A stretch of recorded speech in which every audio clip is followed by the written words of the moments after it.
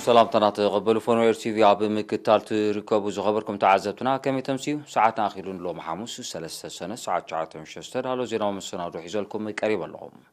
نمكتالكم بخبر زعد من مساهم صنحن ميكائيل حدقو فلما جن كم تلمود بغنت بتاطو فيلم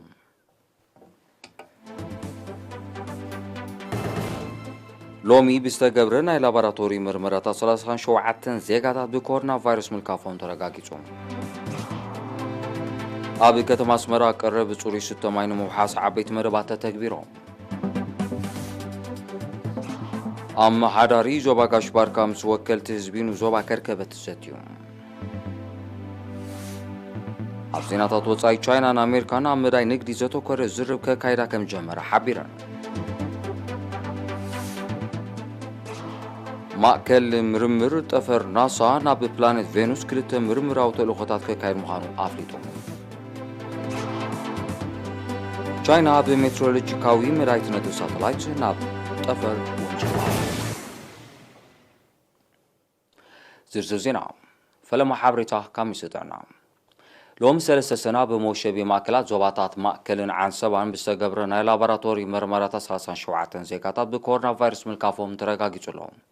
نساتون دما 32 بسمرا زوبا ماكل حمش دما بكرن زوبا عن سباتو شيبو زصونحهم زي كم زيلن كلو اب هوسبيتالات تعاقبهم كنكن كجبر لهم زصنحو 3 اب زوبا كاش باركا كلته دما زوبا ماكل بتقلاله 5 زيكاتات حاويهم تفاني مالو بزي مسرت تقلاله قصل بكورونا فيروس زتلخفو زيكاتات كسابلومي 4180 كلتن بصيلو 3860 كابزيوم حاويهم زتفانو 14 بموز تفريو 3880 دما جنا اب هوسبيتالات تعاقبهم زركوبيوم منيسر تعنا 3 سنة كلتشحن إشان حدن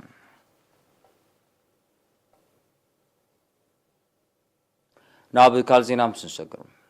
كفل ماي زوبا ماكل قرب 6 ماي كتما اسمران كبابيان موحاس عبيت لمعاتاون تحت قرصاو مربات كوان تسلاسله اب قرب طلبن زلو ميزان غنا يتمعرارين زلو سلازغونه مسرتاو فتح حساب زركب تصعري قصاليو بزعبا زي وكيل رينا يوناتان عبيون زدالو زيناو صصاب غير مسكال غرزغير كوربوي ابتي كفلي وكيل چنفر صوري ستماي انجينير ابيل كفلاين ايرين ابزها بحبريتا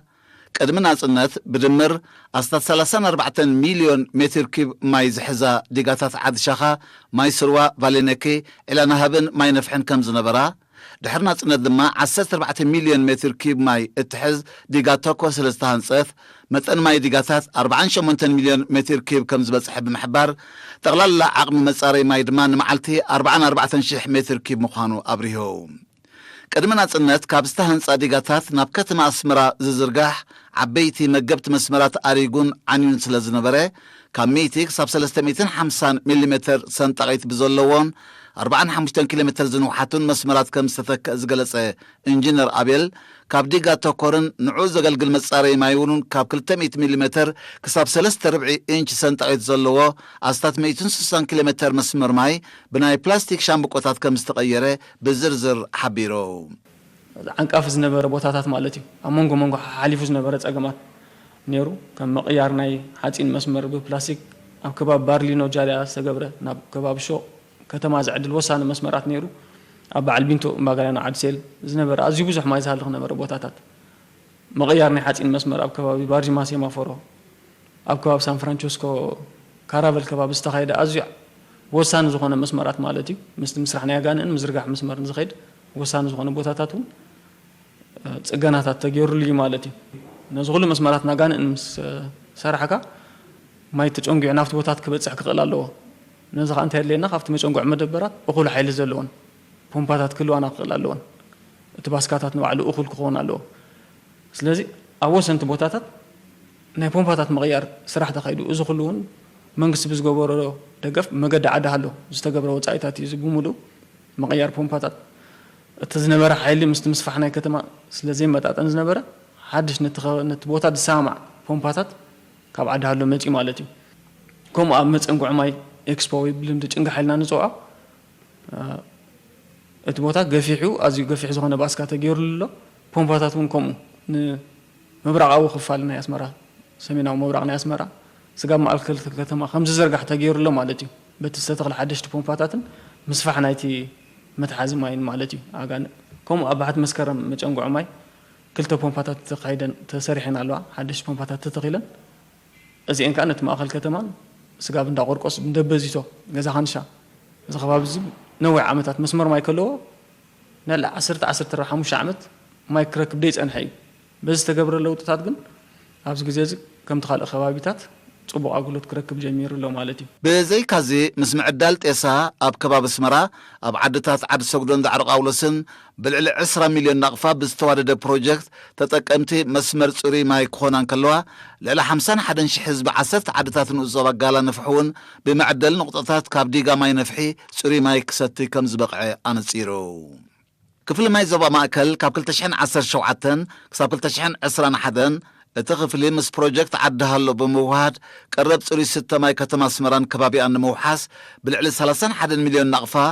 ምትካል ካብ 150 ክሳብ 200 ሜትር ኪብ ማይ ናይ ምሓዝ ዓቕሚ ዘለወን 21 ዓበይቲ ኣጋንእን ከምኡውን ምዝርጋሕ ዓበይቲ መስመራትን ሞተረታትን ከም ዝተኻየደን ኣስታት 180,000 ህዝቢ ተጠቃሚ ከም ዝኾነን ኢንጂነር ኣቤል ብተወሳኺ ገሊፆም እቲ ማይ ደይ በፅሖ ነበረ ቦጥ ሰት ነበረ በረኽቲ ርሑቕ ቦታታት በስተተኺሉ ዘሎ ትሕቲ ቅርፂ ናይ ኣጋንእ ናይ መስመራት ማይ ክረክብ መስመር ክኢሉ ኣሎ ስለዚ ተኣድላይነት ቦታሲ ናብ ውሱን ቦታታት ጥራይ እዩ ተሓፂሩ ተሪፉ ዘሎ ስለዚ ብዝተኻእለ መጠን ዝካየድ ዘሎ ፃዕሪ ነቲ ህዝቢ ብመስመር ኣብ ገዝኡ ከም ዝበፅሖ ዝበዝሐ ህዝብስ ብመስመራት ንኽረክብ ማይ እቲ ፃዕርታት ገና ይቕፅል ኣሎ ቀረብ ማይ ከተማ ኣስመራ ንምውሓስ እዚ ዝተጠቕሰ ዓበይቲ ፕሮጀክታት እኳ እንተተተግበረ ኣብ ቀረብን ጠለብን ዘሎ ሚዛን ግን ስለዘይተመዓራረየ እቲ ፀገም መሰረታዊ ፍታሕ ክሳብ ዝረክብ እቲ ፃዕሪ ቀጻሊ ምዃኑ ካብቲ ክፍሊ ዝተረኽበ ሓበሬታ የነፅር ብራሽን እዩ ዝዕደል ዘሎ ከምቲ ንፈልጦ ኣብታ ማይ ትመፀላ ግዜ ኩሉ ሰብ ማይ እንተኸረክብ ሓላፍነታዊ ክኾን ኣለዎ ኩሉ ሰብ ማይ እንድሕር ኣመሊኡ ናብ ዘየድሊ ናብ ኣግራብ ምስታይ ጀርዲን ምስታይ ምፍሳስ ዝኣመሰለ እቲ ህዝቢ ክነቕሓሉ ክኽእል ኣለዎ ማለት እዩ ኣማሕዳር ዞባ ጋሽባርካ ኣምባሳደር መሐመድ ዓሊ ሕሩይ ተሳታፍነት ህዝቢ ኣብ ልምዓታዊ መደባት ንምዕዛዝ ዝዓለመ ርክብ ምስ ወከልቲ ህዝቢ ንዞባ ከርከበት ኣካይዱ ኣብቲ 26 ግንቦት ኣብ ኣግማይት ዝተኻየደን ኣማሓደርቲ ወከልቲ ህዝብን ዓበይቲ ዓድን ምምሕዳራት ከባቢ ኣካይደ ሃዋን ሃረሬብን ኣግማትን ዝተሳትፎ ርክብ ደረጃ መነባብሮ ህዝቢ እቲ ከባቢ ንምምሕያሽ መንግስቲ ዘሰላስሎ ዘሎ ፕሮጀክታት ንምዕዋት ተራን ተሳታፍነትን ህዝቢ መሰረታዊ ምዃኑ ኣምባሳደር ማሕሙድ ገሊፆም ኣብ ኩለን ከባቢታት ዝርግሐ ትምህርቲ ንምርጋፅ ዝስተ ማይ ንምውሓስ ከምኡ እውን ኣገልግሎት ጥዕናን መጓዓዝያን ምስፋሕ ክካየድ ፀንሐ ፃዕሪ ኣብ ዘተስፉ ደረጃ ከም ዝበፅሐ ጠቒሱ ድማ ምዕሩይ ተሳታፍነት ክልቲኡ ፆታታት ኣብ ማኣዲ ትምህርቲ ንምርጋፅ ንቕሓት ወሳኒ ስለ ዝኾነ ወከልቲ ህዝቢ ኣብ ዝመራይ እዚ ብዝለዓለ ክፅዕሩ ተማሕፂኖም እቶም ወከልቲ ህዝቢ ብወገኖም ዝፀንሖም ፀገማት ንምፍታሕ መንግስቲ ንዘካይዶ ዘሎ ፃዕሪ ድሕሪ ምምጓስ ድልውነቶም ንዝለዓለ ተሳታፍነት ኣረጋጊፆም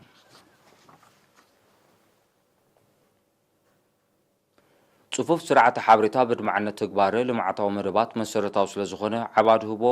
ሂቡ ይሰርሓሉ ከም ዘሎ መምሕዳር ዞባ ማእከል ገሊፆም ሓላፊ ክፍሊ ስታቲስቲክስን ስርዓተ ጂኦግራፊያዊ ሓበሬታን ኣቶ ቴድሮስ ተኽለ ምሴሪና ኣብ ዝገብሮ ቃለ ምሕትት ዝተኣከበ ሓበሬታ ብምምስራሕን ብምትንታንን ከከም ኣድላይነቱ ንላዕለዋይ ኣካል መንግስቲ ምድላው ካብ ቀንዲ ንጥፈታት ናይቲ ክፍሊ ከም ዝኾነ ኣብሪሆም መምሕዳር ዞባ ማእከል ኣብ 2003 ሰርቨር ማእከል ዝገብረ ውሁድ ስርዓተ ሓበሬታ ብምትትታው ን13 ዞባታት ከተማ ኣስመራ ክፍሊ ህንፃዊ ልምዓት ቤት ጽሕፈት ህዝባዊ ምዝገባ ኣታዊታት ግብሪ ህዝባዊ ኖታርን ክራይ ኣባይትን ኣጣሚሩ ክሰርሕ ከም ዝጀመረ ዝጠቐሰ ኣቶ ቴድሮስ ነተን ብመርበብ ዘይተኣሳሰራ ዘለዋ 3 ዞባታት ገጠር ኣብ ቀረባ እዋን ንምትእስሳርን ይስራሕ ከም ዘሎ ኣረዲዩ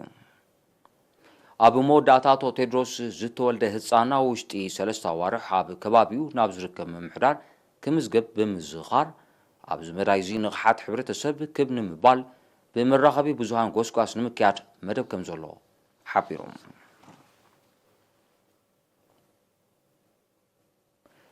ጨንፈር ሚኒስትሪ ትምህርቲ ኣብ ንኡስ ዞባ ድገ ከም ኣካል ናይቲ ደቂ ኣንስትዮ ክሳብ ዝለዓለ ደረጃ ትምህርተን ክቕፅላ ዝካየድ ዘሎ ውሁድ ፃዕሪ ካብ ዝተፈላለዩ ኣብያተ ትምህርቲ ንዝተዋፅኣ 120 ደቂ ኣንስትዮ ተምሃሮ ማእከላይ ደረጃ መተባብዒ ህያባት ዓዲሉ እቲ ብድምር 84,000 ናቕፋ ዝግመት ህያባት ናውቲ ትምህርቲ ብሽክለታታትን ካልእ ምስ ህይወተን ዝተኣሳሰር መሳርሒታትን ከም ዘጠቓልል ወኪል ሪና ሓቢሩ ሓላፋ ኣሃዱ ማሕበራዊ ኣገልግሎት ናይቲ ንኡስ ዞባ ኣቶ ገብረስላሴ ገብረ ብርሃን ኣብ ዝሃቦ ሓበሬታ ደቂ ኣንስትዮ ዝግበረለን ዘሎ ደገፍ ምትብባዕን ተገንዚበን ተወዳዳርነትን ከበርኻን ትምህርተን ክሳብ ዝለዓለ ደረጃ ክቕፅላን ብምልባው ብወገን ምምሕዳር ዘድል ደገፍ ከም ዝግበረለን ኣረጋጊጹለን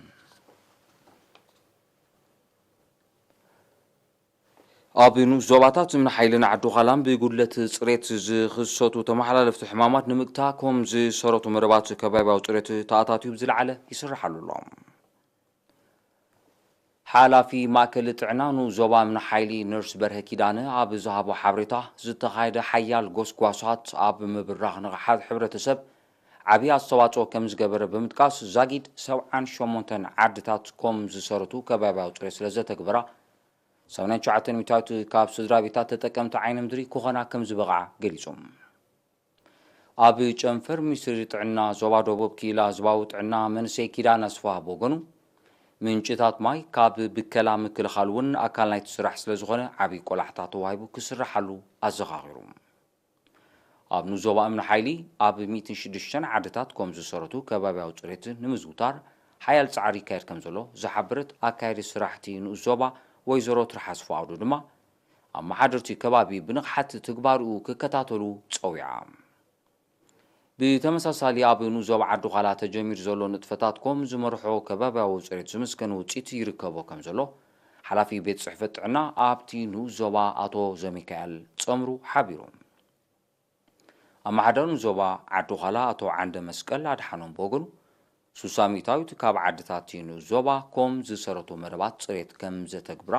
ዝተረፋ ድማ ኣብዚ ዓመት እዚ ንኸርክባ ይስራሕ ከም ዘለዎ ኣነፂሩ ክቡራት ተዓዘብትና ድሕሪ ሓፃር መሰጋገሪ ናግራዊ ዜናታት ሒዘ ክምለሰኩም እየ ምክታልኩም ክትቅፅሉ ደጊመ ብኽብሪ ዕድም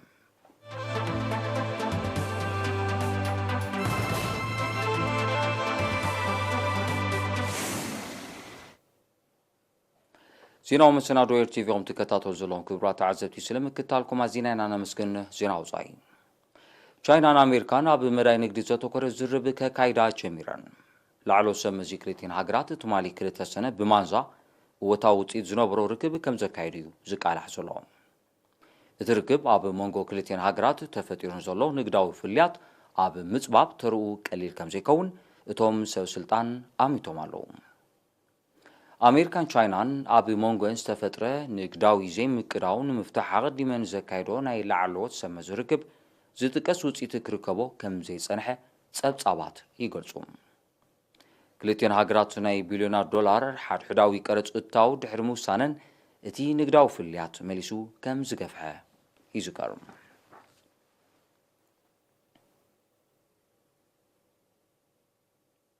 ማእከል ምርምር ጠፈር ኣሜሪካ ናሳ ኣብ 2028 ክሳብ 2030 ናብ ፕላኔት ቬኑስ 2 ምርምራዊ ተልእኾታት ከካይድ ምዃኑ ኣፍሊጡ እዚ ድሕሪ ኣስታት 30 ዓመታት ንፈለማ ግዜ ዝካየድ ተልእኾታት ንኩነታት ኣየርን ኣቃውማን ቬኑስ ብምስናዕ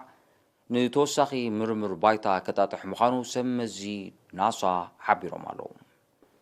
እዚ ናይ ኣስታት 1 ቢልዮን ዶላር ምርምራዊ ጉዕዞ ድሕሪ 1990 ንፈለማ ግዜ እዩ ዝብገዝ ዘሎ ብቕርፃ ንምድሪ ከም እትመሳሰል እትግለጽ ፕላኔት ቬኑስ ካብ ምድሪ ዝነኣሰትን ኣዝያ ዝዋዓየትን ምዃና መጽናዕታት ይሕብሩ ክላየርታ ፕላኔት ንሓፂን ከይተረፈ ከምክኽ ዝኽእል መጠን ሞት ከም ዘለዎም ኪላታት ዝሕብሩ ፕላኔት ቬኑስ ንህይወታውያን ምቹእ ክኸውን ዝኽእል ኩነታት ኣየር ማያዊ ኣካላትን ከም ዝነበራ እንተኾነ ግና ጠንቁ ብዘይተፈልጠ ምኽንያት ትሕዝቶ ኦክሲጅን ከም ተበከለን ማያዊ ኣካላት ከም ዝነፀፈን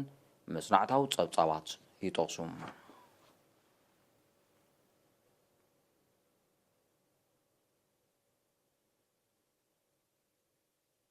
ቻይና ሎሚ 3 ሰነ ኣብ ሜትሮሎጂካዊ መዳይ ትነጥፍ ሳተላይት ናብ ጠፈር ወንጪፋ እዛ ንክንደይ መዓልታት ኣብ ህዋ ክትጸንሕ ምዃና ዘይተገልጸ ሳተላይት ኣብ ምግታ ተፈጥሮአዊ ሓደጋታት እወታዊ ተራ ክትጻወት ዝኽእል መጽናዕቲ ከተካይድ ትጽቢት ይግበር ቻይና ነዛ ሓዳስ ሳተላይት ደሚርካ ኣብ መጽናዕቲ ኣከባቢ ዝነጥፋ ልዕሊ 370 ሳተላይታት ናብ ጠፈር ከም ዝላኸት ጸብጻባት ይሕብሩ። እዚ ጠፈራዊ ገስጋስ ንቻይና ምስተን ንጠፈራዊ ምርምር ብሒቶኖ ዝጸንሓ ከም ኣሜሪካ ዝኣመሰላ ብልጹጋት ሃገራት ክሰርዓ ክኢሉሎም። ቻይና ዝመጽእ ቀረባ ዓመታት ናይ ገዛ ርእሳ መደበር ጠፈር ንምውናን ትሰርሕ ከም ዘላዮም ጸብጻባት ዝጠቕሱ። ቻይና ናብቲ ብድነ ዝተሸፈነን ዝጸልመተን ክፋል ወርሒ ሳተላይት ዝለኣኸት ናይ ፈለማ ሃገር ምዃና ኣይርሳዕን።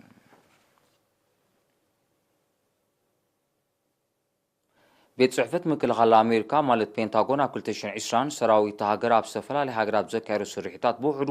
23 ሰላማዊ ሰባት ከም ተቐትሉ ትማሊ 2 ሰነ ኣብ ዘውፅኦ ጸብጻብ ተኣሚኑ።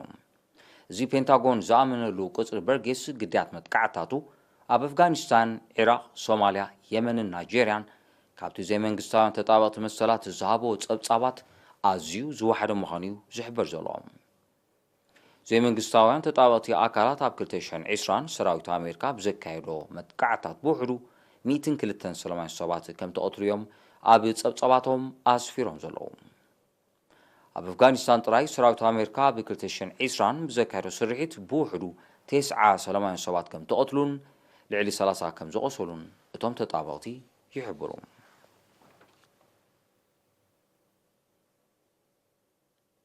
ብሪጣንያን ኣውስትራልያን ኣብ መጻኢ ብዛዕባ ዝህልወን ነፃ ንግዳዊ ሽርክነት ሎሚ 3 ሰነ ዝርብ ከም ዝጀመራ ተሓቢሩ። ክልቲአን ሃገራት ልዕሊ 700 ሚልዮን ዶላር ዝግመት ንግዳዊ ስምዕ ኣብ ምዝዛም ናይ ዝወርሒ ክፈራርማ ተጽቢት ይግበር። ብሪጣንያ ብምዝዛም 2020 ካብ ኤውሮጳዊ ሕብረት ጠቕሊላ ድሕሪ ምውፃእ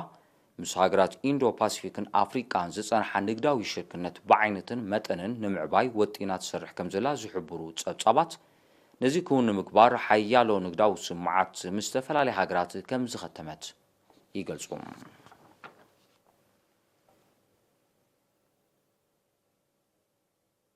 ክቡራት ተዓዘብቲ ንሰዓት ዝተዳለወ ዜና መሰናዶ ንምዛም ቀንዲ ነጥብታት ዜና ክደግመልኩም።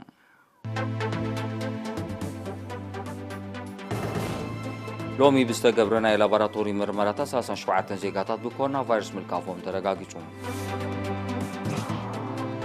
ኣብ ከተማ ኣስመራ ቀረብ ጽሩይ ስተ ማይ ንምውሓስ ዓበይቲ መረባት ተተግቢሮም። ኣብ ማሕዳር ዞባ ጋሽ ባርካ ምስ ወከልቲ ህዝቢ ዞባ ከርከበት ዘትዩ። ኣብ ዜናታት ወጻኢ ቻይናን ኣሜሪካን ኣብ መራይ ንግዲ ዘተኮረ ዝርብ ከካይዳ ከም ጀመረ ሓቢረን።